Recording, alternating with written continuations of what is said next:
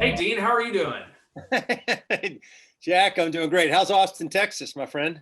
Austin's lovely today. We're weathering our pandemic season quite well. So it's we get some good weather in the winter, so it's good to be out and about. So welcome everybody that showed up for today. This is we've done this. How many times have we done this presentation now, Dean? This is a number of times, and it's a powerful one. It's very high content, good stuff, and and it's something that, as we know, plays right into something that we work with brokers on. I do firsthand almost every day, and it's freaking awesome. It's good stuff. So it's been a number of times. So if you're here, this is a very fundamental talk that Dean and I have given many times about kind of the steps that we recommend if you're a brokerage leader, or if you're running a team, or you're building a growing organization in real estate. These are the steps that we recommend that you take in order to be effective, not make mistakes, not put things in the wrong order, and then you have to go back and fix them. And so it's very fun. It's very fundamental talk. This came from a series of conversations that Stefan Swanepoel and I had years ago about designing businesses and how to design businesses for growth, and what practices business leaders need to be in order to be long-term successful at them. So I will tell you, and I think Dean will tell you the same thing, that even if you're not a client of ours, we think these are good steps to follow. That it does, it's something where if you're coming in just to learn a little bit about this, you can take what we're going to present today and apply it directly into your business. And at the end, we will talk to you about an offer that we have for help from our organization in supporting business leaders' growth and development goals. So this is something we've done. I think Dean, last time we talked about this, it was like we've worked with about 100 different leaders in the program, I think. So we're over that now. We're over more than 100. So it's become a kind of a mature practice for us. And I also know, Dean, you work with some of our clients individually on just certain segments of this, where they want to focus in on something. So on the size and the time, things like that. And one thing real quick on your comment, I'd love to elaborate just a little bit for those who are watching, who might know some about our organization or maybe don't.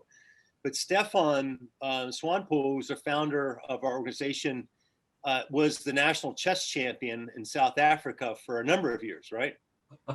So he is a strategic thinker. So when we lay out these 10 steps, as Jack and we're going to do here for you, this was something that was done strategically thinking about what are the foundational steps in order that you should go through to make sure your organization is going to come out the other side in a much better place, bigger and better place. Yeah, I'm glad that's a little known fact about Stefan, that he was a nationally recognized chess champion, which I watched the Queen's Gambit lately, and I felt like I understood him better. Maybe not the same kind of person, but a person who thinks that way. So, but very good. So, I'll flip on our screens and we'll take you guys through this talk, and we'll move pretty quick because there's a lot to it, and we want to make sure you get the value out of the time that you're spending with us today. So 10 steps to a fast-growing brokerage or team. Also, just throw out real quick, Jack, anybody has chat, there's a chat window if you want to ask a question or something, and we'll get to it. Feel free to drop questions in. We love the interaction with the audience. If we have time at the end, we'll definitely spend some time on questions. So there are some challenges for business leaders in real estate that are growing organizations, specifically brokerages and teams. There's really not a path for this where it says, hey, here's what you need to do in order to grow your brokerage or team that is well documented, well understood. It's very expensive because to grow your brokerage or to make big changes to it, you're going to have to make some investments, and you may have to hire staff, you may have to redo your branding, you may have to install systems that you've never done before. So there's costs. It's an investment. There's risks anytime there's change and costs. Like if you're going to really move into a growth mode, that means you're going to start doing things that you haven't done before. As we all know, that involves some risk because you're doing things that you're not accustomed to doing, or maybe your organization is not accustomed to doing.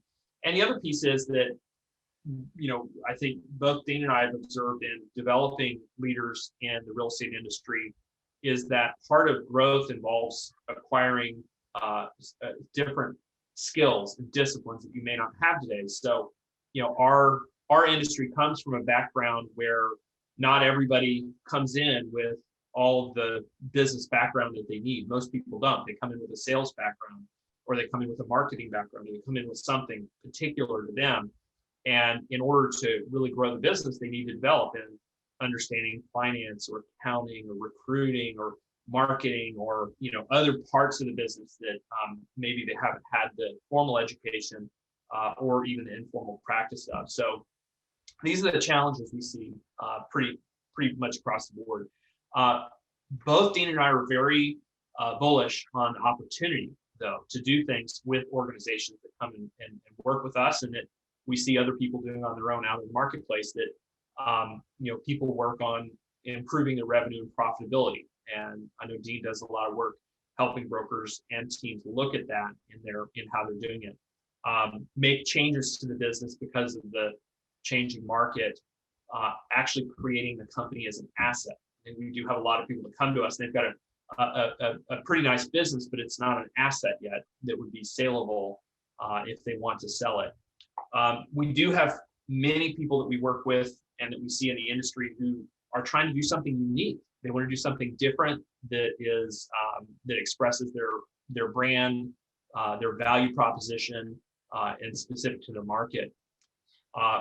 We see a lot of opportunities in the leaders we work with in really putting in place operations, recruiting, marketing, the different parts of the business that really drive. I think many people come into this program where they are working on their business and they're aware, like, hey, my operations aren't where they need to be.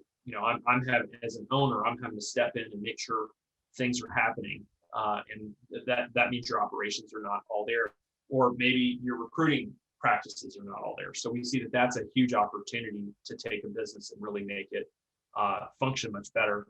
And then some people just say, it's just not all working. I just need some help getting it efficient and putting all those pieces in place, whether it's tech, whether it's the systems themselves, whether it's the people, all those. And the last one I'll mention is, many of the leaders we work with, part of what they love to do is to grow and develop others. And so we see that as a big opportunity in developing and growing your brokerage, your team, is that it lets you shift out of maybe, if you're in a production type role, into more of a leadership and development type role where you're helping others grow and develop, whether they're staff or other agents. Or if you're already in an organization that has people in it, we see that these steps can be used as a tool to help grow and develop them.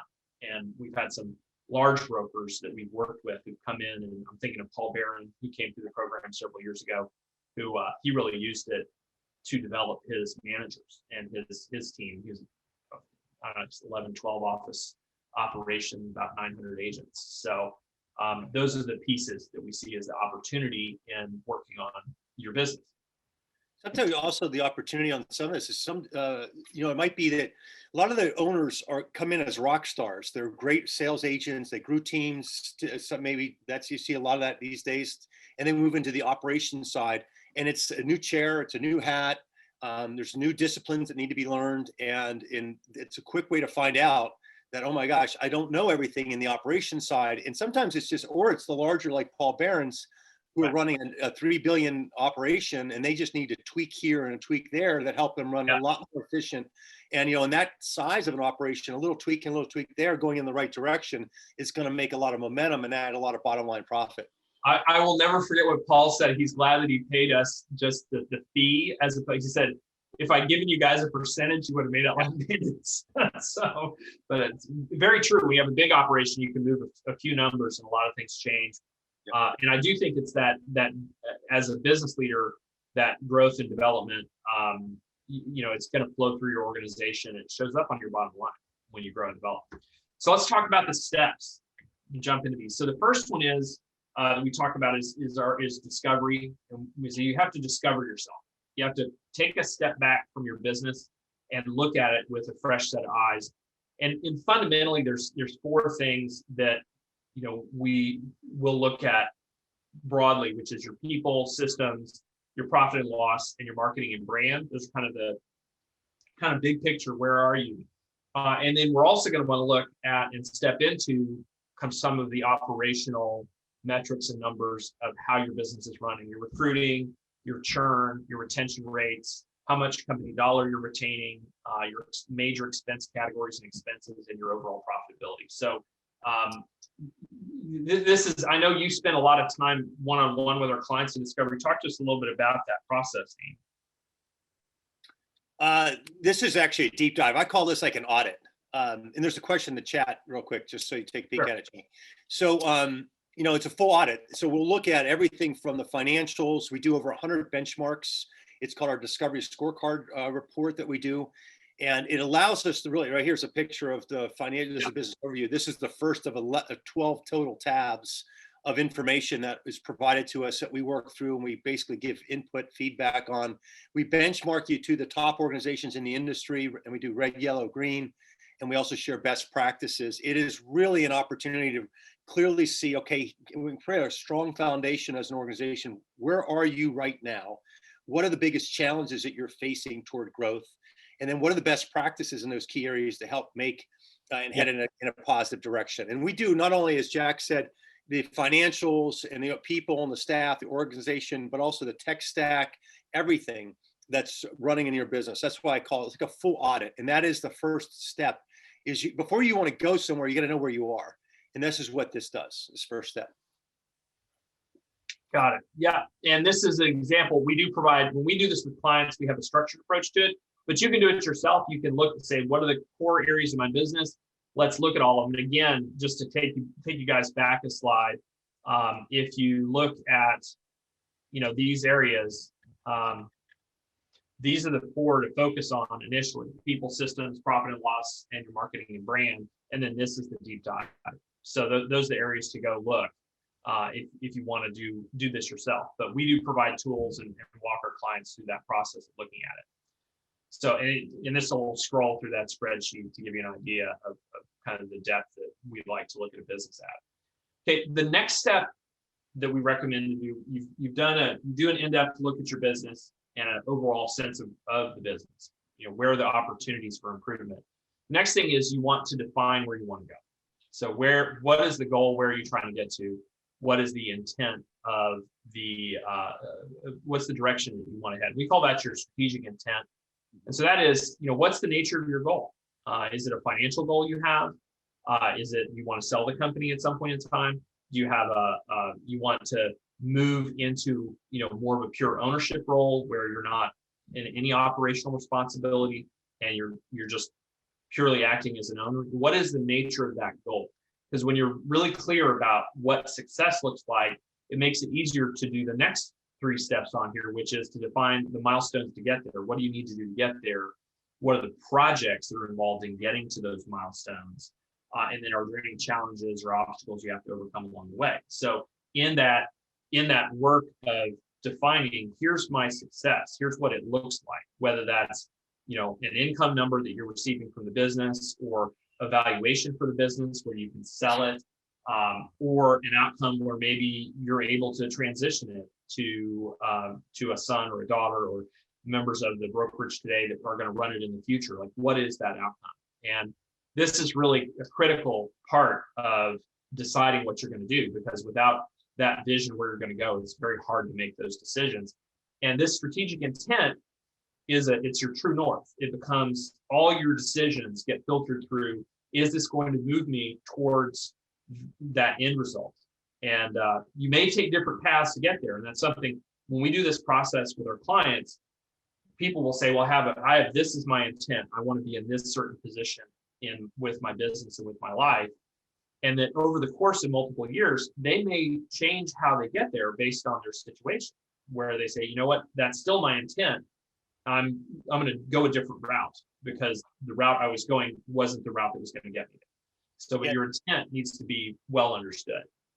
And that's the benefit of strategic intent. And some of you were thinking probably, well, I've heard of strategic planning. And there's a great Harvard Business Review article on strategic intent. I encourage you to read it. And basically, as Jack just said, it's what is your intent?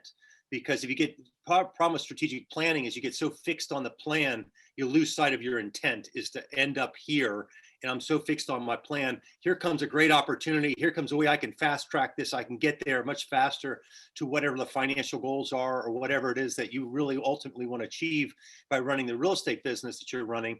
Right. And then instead of seeing it clearly, you don't see it because you're so fixated on the plan. So that's the nature of strategic intent. It's a really phenomenal exercise, and one that we find that a lot of entrepreneurs in the real estate space don't think about an exit strategy, or where do I want to end up? Where am I taking this business? Yeah, and I think a lot of people in real estate were here because we were in sales, or we were doing something, and then we're building a sales business. Right. But we understand how to set sales goals maybe, but a lot of times thinking about what's the business goal. Now, mature business people that go through this program, may have a lot that they bring to this, which is great. We can work with that, and we'll talk about how, once you've got that intent, that's why we talk about the challenges and the projects and the roadmap, because that's where the actual doing happens. And that's where it's like, what resources are needed, what help is needed to get there, who do I need to hire, all those kinds of things that come into play in the mechanics of it. Because our goal is to help this is worksheets from this process, define the outcome that you want, break it into your milestones along the way. What are the major steps that need to be crossed in order to get there? And then develop individual projects that you can use to get to the next milestone. Typically, when we talk about a project, usually a project for a broker is something that is or a team leader is usually less than 90 days that makes a substantial change to their business. And if we find projects longer than 90 days are a little hard to sustain. So we're looking at what's something you can do in the next 90 days that will make that change happen in your business, get you closer to that milestone or that next objective. So that's the way to break it down so that you can go accomplish it. Okay, we're going to talk about competition. So we all exist in competitive marketplaces, and understanding how to be successful in that environment involves knowing your competition. Also, you need to know yourself and your strengths and your weaknesses and areas where you're doing work and all those kinds of things. But being able to read the landscape and understand what is happening in the marketplace. So we recommend developing or designing a competitive market assessment and look at your market. Look at compensation plans in your market. Look at what service offerings are being provided to agents in your market. Look at what your differentiation is versus what everybody else is. What do you do well? What does the competition do well? And part of this is that if you're going to move into a higher mode of growth, then that means you're going to need to be more effective at some of the other competitors in the market. You're going to have to be better at recruiting agents in that you want. You're going to have to be better at retaining the ones that you've got so that you don't lose them. And that starts with this assessment of how is my value proposition versus the market's value proposition. And one of the interesting things about this exercise, sometimes we have people, they go through this exercise of looking at their market competition, and they realize that actually they're quite good, that they have a very good value proposition. But maybe because they didn't know the competition as well, they weren't expressing it as consistently or as well. Or maybe there were things that they uncover and say, hey, one of the things we do really well, we didn't even know that no one else in the market does it very well. So it may be something that is they uncover by looking at all the competition and saying, we have we have a diamond in the rough here. We have something we're good at that other people are not, that we just weren't maybe fully paying attention to. And that can be training, culture, it could be systems that you run, it could be your staff, it could be a lot of different things that come out of that. But we recommend you go through and do that. And I know, Dean, you help people focus. I'm bringing up this worksheet that we have people go through. You help people focus also on the numbers for competition. So talk to us a little bit about the numbers there. Well, the top section of the competitive assessment sheet that we use has the statistics. So that's the company and the general market. And that's we tie in the idea of your clear, concise, and very compelling value proposition, where we want our organizations where you get your organization to be able to say in the market and be very confident of who you and how you stand out. The proof in the pudding is, all right, how do you compare in numbers, in per person productivity, and list price sales price ratio, days on market average, things like that. So this is where you get some statistics. It allows you then to pinpoint some focus in those areas and help your team stay focused those areas, and then build those numbers and then be something of part of your value proposition. So that's part of it. We also get into a strengths, weaknesses, opportunities, and threats analysis on each of the competitors. We encourage you to do that as well. when you do the deep dive and look at all the competitors. And one of the things that we find is a lot of the organizations we work with actually find out they're, I would say, too competitive, and meaning their fees are too low. And they actually have made adjustments to get more with market. And they've been able to generate themselves a nice level of income or additional revenue, because now they have a clear understanding of what that landscape looks like in their market. Yeah, I know. I know specifically one client we talked to recently that we discovered that the transaction fees in their market, everybody had moved them up, but this client, and they were leaving the equivalent of a healthy 5 figures on the table every year just by not being at market with that. And he adjusted it right after this exercise. End of the year, it was a sizable amount of revenue that he made from that additional. Nobody complained, because the agents know. The agents will talk and they'll go, you know what, it's the same over at that company, that company, that company. This is just the market. So the competitive assessment, very valuable. One of the things that we do in our program that's so powerful is also presenting this to your peers, and this really ups your game to say, hey, I'm going to give you a competitive analysis of my company versus the market, and we're going to talk about it. We do this in the group program that we run for brokers, to give you that opportunity to present it and get feedback from other peer brokers and team leaders about their markets. So some good masterminding takes place. It's terrific. Yeah. So the next step we recommend people do, and we have some tools for, are to define your specific financial results and really look at, what are the results you want to create from your company, and to really get into the nuts and bolts of it. So we call this what if scenarios, and running different scenarios to say, what if we change, this part of our fee structure, our model, our services? What if we generated more company control business? And that's where you do financial planning around growth and say, what are the changes I need to make to the existing organization in order to produce the financial results that I want? It also sets up how you're going to track and measure success, because when you put it into what if scenarios, you can say, look, if we can get our average sales price from this number to this number, or if we can add 10 more productive agents, this is the outcome that we expect from that. And then now you have some numbers that you can track against and benchmark against, and maybe you want to add additional revenue streams. That's an area we've been doing a lot of work with clients nowadays who are looking to add affiliated businesses as part of their mix, and to include with that. So those are specific opportunities. We have a tool which I'm happy to provide for anybody that's on this call today, called a What If worksheet that we use with clients. It's a really cool worksheet where you can plug in different scenarios based on your splits and fees and your structure, all that. If you're a cap model, we have a cap version of this that we're putting out shortly for cap model businesses, but it lets you model different results based on the fundamentals in your business model, including things like company controlled business or company lead generation. If you decide to do more, spend some money to generate business for your associates on your team or at your brokerage, that you can model it out through this and see what the results are at each step of the way. And then we find most brokers and teams will use this as a planning tool and then say, okay, I'm going to make changes to kind of 3 areas of my business to produce a different financial result. So this is something Chris just said in the chat to us, that we'll include this with the replay that comes out. So everybody that signed up, you'll get the replay. We'll include this what if. Everything, just so you know, everything in white is what you fill in. Everything in gray is auto-populated in our spreadsheets. So to give you a sense, in every scenario, you can see from the top A, B, C, so on and so forth, allows you to individually look at, if I made a tweak in my business here or there, what would be the bottom line impact of that one change? And then we do a full, on the very far right is where all the changes, if everything happened, what would be the impact? Now, when we work with clients, we help them do this process, and every business, some are unique or have special changes they need. So that's something we do work with clients on. It's customizing it so that it's a better planning tool for you. We have a fundamental one we'll send out to you. That's something also too we do on a yearly basis with those. It's we encourage you to do that on a yearly basis. Every year, revamp, look at, and what are the goals? What are your milestones for next year? What are the projects built into those milestones? For sure. So the next step we have, step 5 of the 10, we're moving along pretty nicely now, Dean. Good. Is craft your pitch. Tell us what is different about what you do, what's unique, and how do you tell that story? How do you put it out there? And this really is about the area of marketing and brand.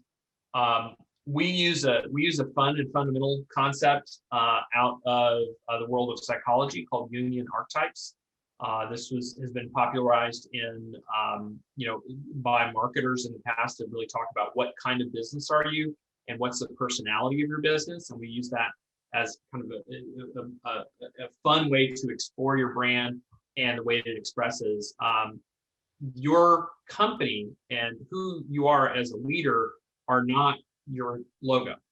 They are a lot more than that. And so this concept lets you explore the kind of company that you are, the kind of leader that you are, that allows you to then get aligned with that and say, look, we're going to be more of that, right? And then this is a step we also recommend you go through and review your brand and your materials and make assessments of where is your brand? Where are your materials? Do they reflect the quality of the business that you do? Are they competitive in the market right now? Are there changes or updates you want to make? Because we've got to get the company's materials and brand actually reflecting the quality of the business. And usually this is an area where companies have work. I think every company has work here. It's just part of it. And this is the opportunity to go through it and review all of it and get it to where it needs to be or make assessments about what it needs to be. Yeah, that's a powerful one. I love this exercise. This is the brand exercise and making sure you guys are communicating. This is incredible. We lay out the 12 archetypes here. Yeah, so this is the one of the tools that we use in this, and that is a really fun and creative way to explore what your brand is to identify which of the union archetypes you're reflected as. And if you look on here, you'll see there's a lot of brands that you go, oh, I get it. They're really organized. Like Apple is a magician brand. They make magic happen. They have the unboxing experience when you get that new MacBook or the new Mac product. It's something they spend time creating that wow, right? Or you look at a hero brand that is a brand that comes in, they do things, they're brave, and they take on the world. Or you look at maybe like a gesture brand, like M&M is a gesture brand.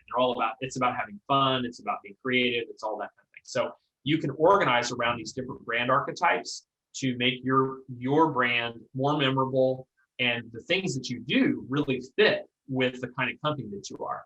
And it varies from company to company. We've had people come through that have been every one of these, where it expresses a little bit differently. And that's part of your value proposition. It's how you express your brand and who you are. The important thing too on this, Jack, too, is for everybody listening, is it doesn't, whether you're the Sage brand like Wall Street Journal, or Gesture, like you said, which is Geico, also Liberty Mutual. A lot of the insurance companies seem to dive into the Gesture brand. They like that. Yeah. And the thing is on this with the archetypes is it's an unconscious connection with all human beings. So it's not like you're going to exclude anybody. And what you're going to do by refining and making sure you're staying within your archetype, and you're not jumping from one day as a jester and another day you're a magician, another day you're a sage, then you're all over the place and you're not having that connection, that deep, rich connection, which a lot of organizations, that culture is what connects a lot of these sales associates to the leadership. And that's, so if you're able to refine your messaging and stay on message, you're going to have stronger bonds with your agents. Yeah, and people know what to expect from you when they understand your brand and who you are, and that's what you want, because that builds trust. People go, oh, I know what this company will do. I know how the leaders will act. I understand where they're going, and that's very valuable. Mm-hmm. So next step we recommend is getting to know your recruits, and we use a tool called personas in order to do this. So we recommend writing and developing targeted personas for your recruits, most likely modeled after the agents that you're already with. Who are the agents that do the best with your company, that seem to really thrive, where you've got the things that they need to be successful and effective, and then to have plans for engaging those kinds of recruits and your own agents that are based around those types. And we work through a series of kind of fundamental personas that really talk about the new Nicole, the new agent, the second career Sam, the person coming to the industry for another career, maturing Michelle, who's a very very productive agent. Each of these different agent personas has very different challenges and needs. And part of what you do in this exercise is you connect the kind of agent that you want to recruit in your business and their challenges and their needs to what your company or your leadership provides for them. And that's where it becomes a very compelling value proposition for them. I'll give you a quick example and a little bit of the difference. This last one here, Maturing Michelle, top producing agent, really, does a lot of great business, has a lot going on. But one of the challenges that typically more senior agents experience is not about making money, it's about time and having staff help and support. And this is actually, I think, something that Compass has used very effectively to recruit top agents. They've said, hey, well, we're going to supply you with marketing support, with transaction support, with tools and systems to make your life easier. And so that's very different from maybe a person coming into the industry who really just needs help getting their business set up and going, or needs help with leads or lead opportunities. So it's just a different scenario. So the way you connect with each of these different personas is going to be different and specific to your business, specific to what you do well and the kind of results you create for people to come and work for you. So that's a great exercise. And also you get nice, clear, concise, as I mentioned, and compelling value proposition for each one of these agents. And you can highlight your tools, your systems, anything that you have to help support those agents, depending where they are in their life cycle as a real estate agent. And then some of our clients have taken this and they built out case studies, like the new agent, and talking about Paul Barron, he's done a phenomenal job, actually built a recruiting website that is based on recruiting personas, the new agent. We've spoke to over 1,000 new agents who've joined us over the last several years, and what are the things that they so need or need the most to help support them to be successful. And then he highlights what they have, what they want, and what they have to support those wants and needs. Yeah, we have found that the better you can describe the situation that your target audience feels themselves in, if you can describe that situation really accurately, maybe way better than they even describe it, and you say, I have solutions for that situation. If you're overworked, you're not getting enough help, you keep hiring assistants and firing them. We have a whole mature team over here already knows real estate, can already help you do your business. It's going to give you time back, right? And when people hear that description of their life situation and that you've got a solution for it, they will follow you. And this applies. This is how you can recruit people from what you think are amazing firms that supply a lot of stuff, just because you do a better job of really nailing what it is for that person that they need. So very powerful technique.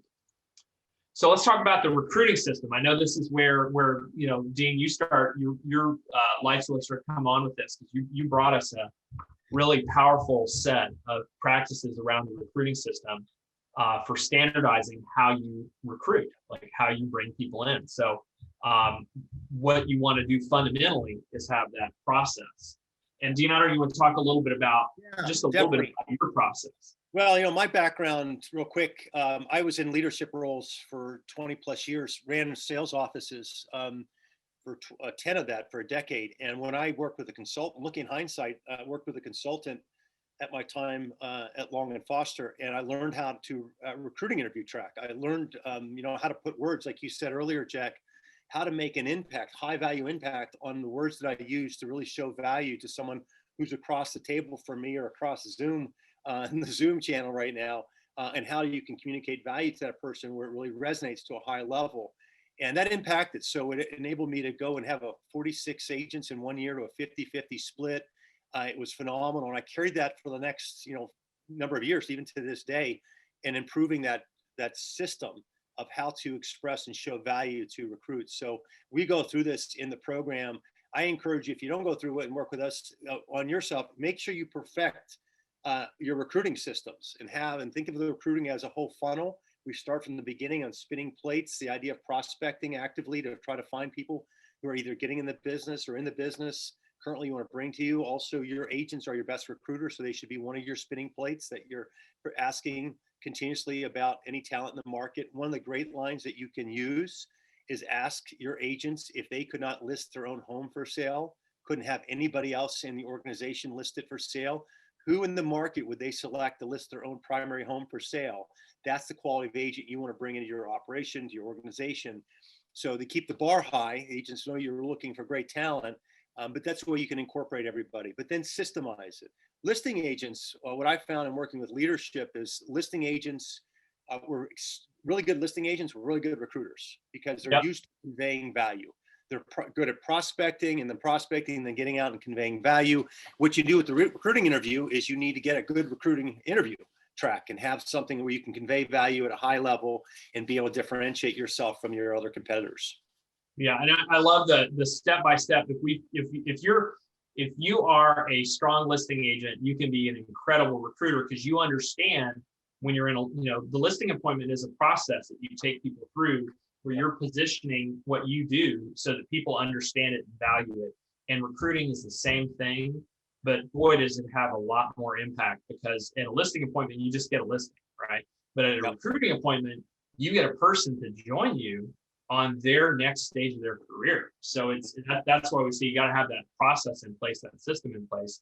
And we work with our clients, and you should too, even if you're not working with us, in creating that whole funnel and saying what are the activities I do at the top, and then what's my step by step from the first phone call all the way to when you're onboarding them. What is the process I take people through? Because honestly, that's your product. As if you're building a company, if you're growing an organization, your product is the experience that people have joining your company. Because if they have a great experience joining your company and somebody asks them, how did it go? They're going to say, wow, it's amazing. They really took me this whole process. They did a great job bringing me over. I'm really happy because that's the product that then sells itself. So we do take everybody in our program through a 10 steps of this process with materials, with scripts that you then take and customize for your business, with your value proposition built in here, all of that. But it's a whole process that we want to make sure you have and you can just use, and you get all these materials for that.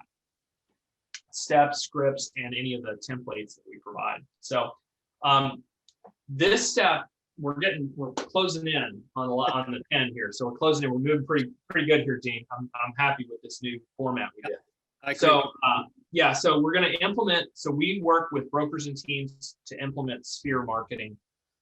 And the reason we have this in this program, we do have some people who come to us and do some work with us around setting up company lead generation programs or things like that. But what we found is that Sphere marketing, if you ask an experienced agent, what's the number one thing they can do that would increase their business? 9 of 10, if not more than 9 of 10, will say, I could do a better job staying in touch with my past clients and my network, right? If I did a better job of those things, I would have more business, right? I think it is actually, I think, a really hard thing to maintain that discipline of communicating with your Sphere and network.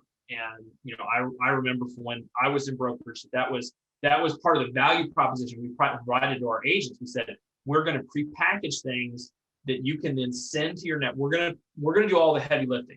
We're going to come up with the content. We're going to do the branding. We're going to come up with if it's a direct response thing, whatever it is, we put the effort into creating the marketing for the Sphere. And the great thing about it is Sphere marketing from a broker or team perspective, you can assign any dollar amount to that you want.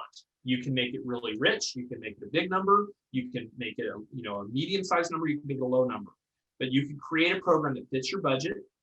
And as long as you're consistent and it's of good quality, then it will provide value to the agents. Because we know most agents do the majority of their business from repeat, referral, and Sphere business.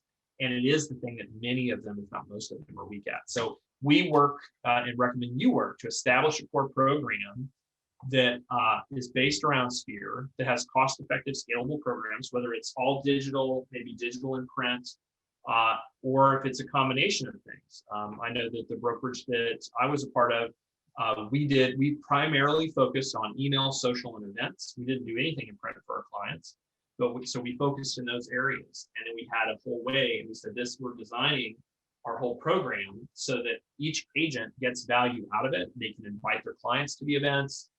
They have pre-written creative materials automatically emailed to their Sphere that have direct response offers. So you can build really nice stuff for them. And you can, again, this is one where you can set the budget.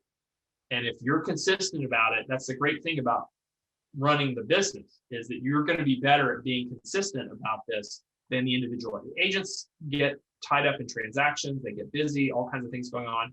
This falls to the back of the list of things for them to do. You can put it on your list, and that's a huge value to the agents in your organization. There's just some examples of different, this is some print materials that you might want to include, but people do all kinds of things with this: email, direct marketing, landing pages, social media, a lot of creativity here. We explore this. This is one of our mentors in the program, and he's got a really great narrative about their program. Is like all print and events. They do print, marketing, and events. So it's real interesting. Eight reach outs a year, I think, and it's 97% usage, or with hundreds and hundreds of agents. Very high. Very, very high, really usage percentage. And one thing too is if you don't have any budget, so say you're in the beginning and you're like, I don't have any budget, right? That's fine. All right, it's not the best, but putting, time is money. So, but if you put time and effort into building something that your agents could take advantage of, they can reach out, maybe you work with businesses in the market and help provide discounts to their sphere for oil changes or appetizer with an entree, help out the small businesses in the world of pandemic, things like that. Those are some ideas or suggestions then that your agents then can push out to their friends and their family, their past clients and customers. But just putting that in place and then making it easy will allow your agents to do more reach out. And one thing that we do find that companies that have very rich SOI programs, sphere marketing programs, or marketing support have a very high retention. They're able to retain their agents at a very high level. That's absolutely true. I know this firm in particular, they recruit to this. People join them for the strength of their sphere marketing, and people stay because of the strength of it. So it's very, very powerful. So you can't do all of this without having great people. You have to have great people on your staff that are helping you run your company. It's very, very important. So we work with our clients, and we recommend you do this as well, is to have a plan for hiring and development, and knowing who your next most important hire is for your company. Who if you had one additional person, or maybe you top graded somebody, maybe there's somebody that's in the wrong role, maybe you moved in another role so you can get the right person in that. Always knowing who is your next most important hire, and having the materials on hand for that. What's their job description? What are the things that next super important hire is going to do for you? What's the process you're going to take them through? What are they going to do the first 90 days? And I will tell you that if you have a business that is functioning well, that the real competition is about your staff and your management, right? That's where, and when we've worked with very large organizations, that is an area that they're focused, because that is what drives the organization forward, is bringing in great people to run operations, to run sales, to do marketing. It is a competition for great talent. And so you want to focus on, in order to have your business really propel forward, you want to focus on getting really great people to join you on the staff and management side, so it frees you up as the owner or as the ownership team to go do other stuff that's, maybe of even higher value to the company, like exploring merger acquisitions or being more involved in recruiting, or whatever it is that you need to be doing that maybe you're not able to do because you don't have a strong staff member in place to do it. And I can tell you time after time, when we've seen organizations that they hire that next super important hire, what happens is 6 months later, their business has changed, because that person has come in, they've freed up the owner, or they've freed up the executives to do other important stuff, and they've taken that area over and maybe doing a much better job of it even than the original leaders were, right? Because it's what they're passionate about, what they're good about. So I don't know, Dean, you want to say anything about hiring? Yeah, I mean, that's the key. I always remember, I'm sure a lot of people on this call, your success has come because of you. And so you think about, I used to tell myself, if it's meant to be, it's up to me. If it's meant to be, it's up to me. And what you find as you grow, your organization grows, is you can only be at one place at one time. And so you need to surround yourself with great talent. We've heard it from so many things in organizations, and that's so true. So having a system, and I forget, Kelly has a great line. There's actually, there's a term that most of us, when we go through an interview process, the first 30 seconds to a minute, you decide whether you like somebody or you don't. And the problem with that is that there's like a 3 to 4 time X factor on the loss of money for bad hires. So if you don't go through a structured program on hiring talent to put them in positions, and you hire the wrong person, that's going to be a multiple of what your salary is that you've set aside to pay that person to get them. The term you're looking for is confirmation bias. That's it. So what happens is, most people, when they go through a hiring process, because we're salespeople, we like people. We get people in, and for the most part, we like them. And then we spend the rest of the interview confirming that we like it. Right. So it's something you really want to have a process for. And we have a process that we give people in this program to take people through to do this.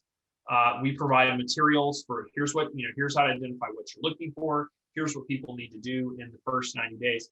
Now, this is a deep area, and we recognize that. And we have some larger organizations. We have an executive hiring and talent placement service that we also do. For some companies that come to us and say, hey, I just need a VP of sales, or I just need an area regional vice president, or I just need a chief operating officer.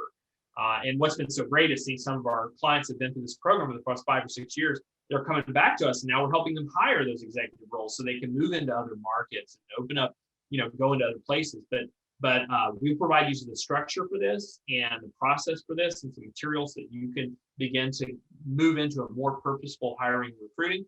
And at some point, maybe you're ready to just have us do it for you. We have an offer for that. So that's something, if you decide that's your next area of competition, you need some help there, T360 has a talent practice for you. So that's what Kelly White, who runs that for us, as you know, Jack, the T3 talent. Yeah. She actually comes on in the fellows program, our MBA style program, really, which is just founded on, and teaches that module. She actually runs. She goes over it. And I personally learned hiring from Kelly White 19 years ago. Mm-hmm. Hugely impactful for my career and all the other businesses I ran. Hugely impactful, and she will make a difference to you. She's just a wonderful team member we have, and really does a great job helping out our clients. So last piece we're going to talk about is telling your story. So this is planning for how to create the background about your company in the marketplace. So getting awards and recognition, publishing and having your company stats and position in the market, interfacing with public relations and media. Like these are areas that there's a lot of great businesses out there, but they're not creating buzz. They're not in the market on purpose creating buzz.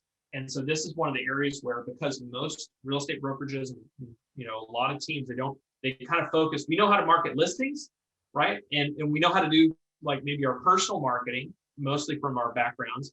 But unless you've had specific training or education or practice center, or you have a Marcom background or PR background, you're not necessarily doing all the things to get you into the press, to get you written about, to get you blogged about, to get earned media, things like that.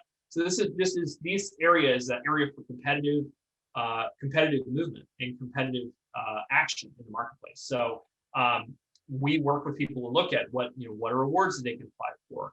What are their stats and performance metrics that they can publish, include in their listing presentations, include on their website, use in their press releases to make sure that people know how well they do, and creating assets that your agents can use, that you can use, like testimonial videos with clients, testimonial videos with your recruits or your agents that have joined you, to really create that background. When people encounter your company, they don't just encounter a real estate company or brokerage or team, they encounter an organization that's very on purpose about the image and the message and what they're putting out for media or for publicity purposes.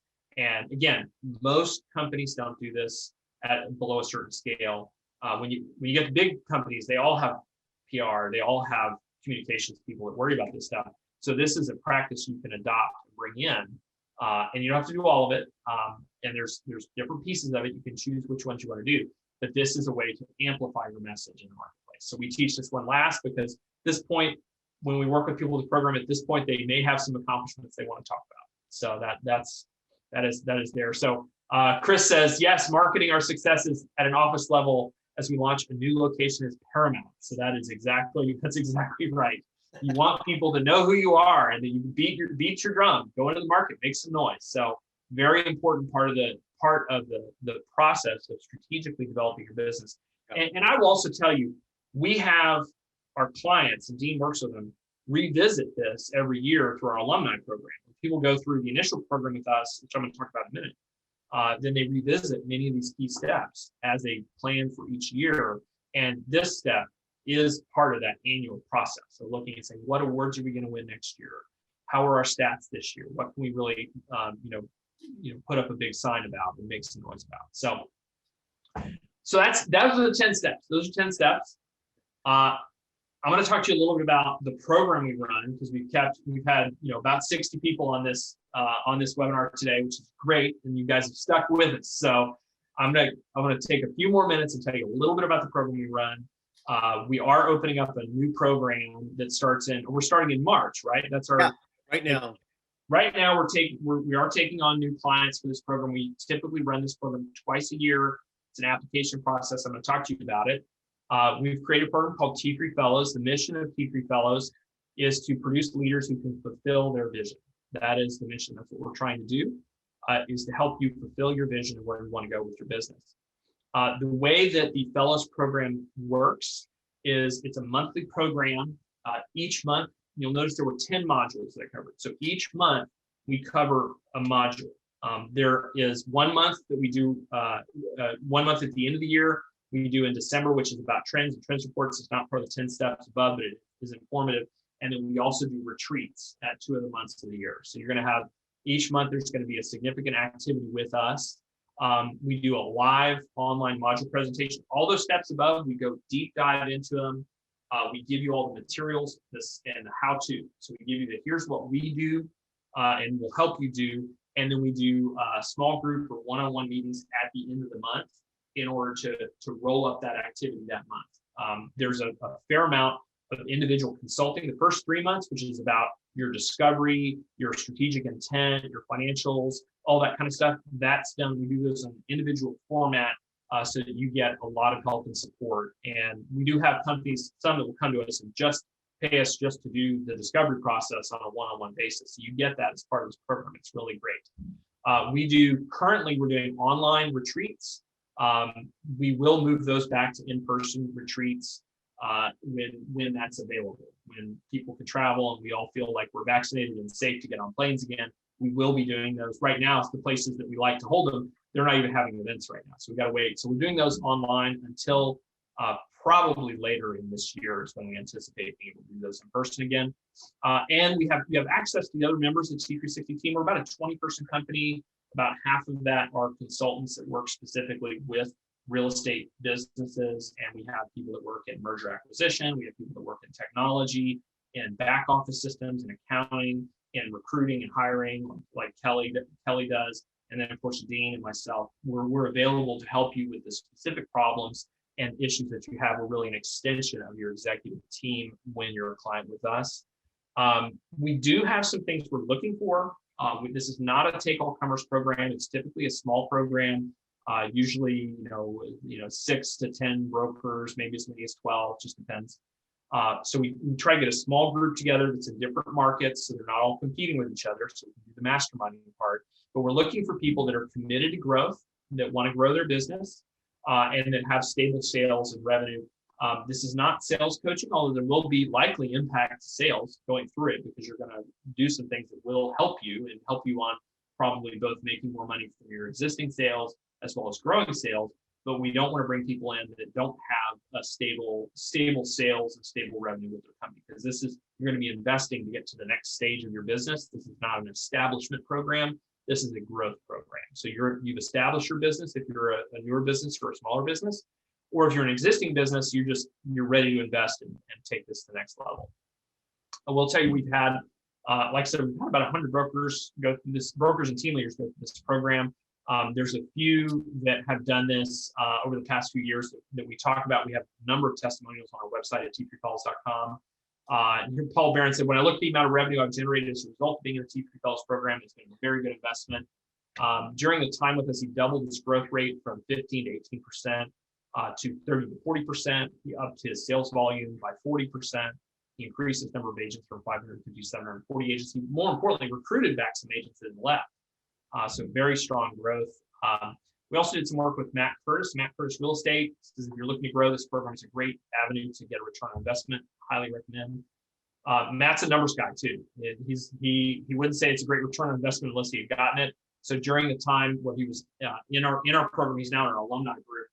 He did 5x transaction count from 200 transactions to over 1,000. Grew from 7 to 37 agents at 428% growth, and closed $243 million in 2019. We'll need to get his 2020 numbers now, which I imagine So remind me to update this slide next time we do this. He's in Huntsville, Alabama, average price of 200, roughly. A little over Yeah. 200. So he did a 7-figure profit from that business. So yeah. He just doubled it this year, actually. And then Dave has done some great work with us. She's also been with us in the alumni program. David came to us as kind of an accidental broker. She ran a great team, and she had a collection of agents around her that just loved her marketing, loved what she was doing. And her results have been really phenomenal. So she went from 128 million in 2016 to 425 million in 2019. Again, we need to get 2020 numbers. Just hit 625 million. 625 million.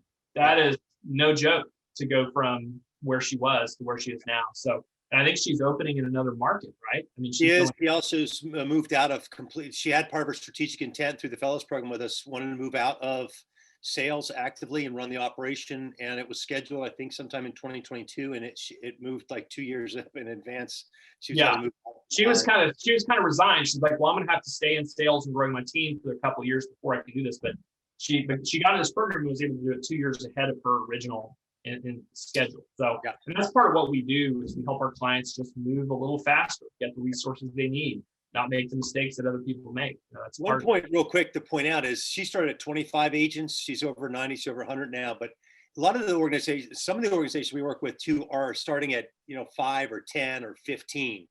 So you have to be this size, the idea of grow, guys, on this. So just want to make sure that's clear. A lot of these 3 examples are big organizations now. They didn't start that big when they started working with us, nor do a lot of the other ones that work with us. They start here, and then we help them move whatever up those rungs of the ladder to where they want to go. The first 3 years of this program, I would say the average client that was coming into this program was less than 15 agents. That was an average client. And just over time, we've been attracting larger companies that have gone through this program successfully. But we still have, the materials are great because they were designed to help anybody.